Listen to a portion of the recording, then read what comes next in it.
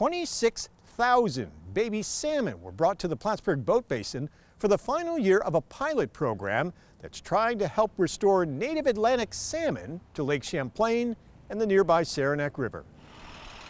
For 5 years, New York's Department of Environmental Conservation has been stocking the lake with thousands of young Atlantic salmon that are moved by teams of volunteers and fisheries biologists who form a bucket brigade to move the salmon to these protected pens at the boat basin. Many of the volunteers are with Trout Unlimited, whose past president Don Lee talked about the challenges Atlantic salmon have had since the 1800s, trying to navigate their way back to their native spawning grounds upstream in the Saranac River.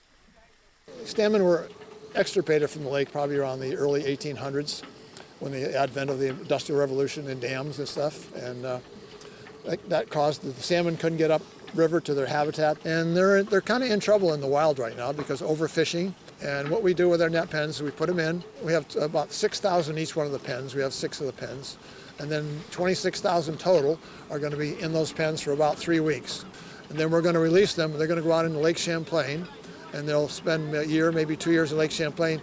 Then they'll come back to this area. Hopefully they'll imprint on it, and they'll go up the Saranac River to spawn in the Saranac River. Well, we've been trying to restore Atlantic salmon for at least 30 years now, and so far it's had limited success, but we keep trying, and this experiment is an attempt to improve our stocking practices, try something new, see if we can increase those returns and create a fishery for people to go out and catch these fish. Balk says the program will continue collecting data for at least 3 more years to determine if the salmon are adapting to and then eventually returning to the lake.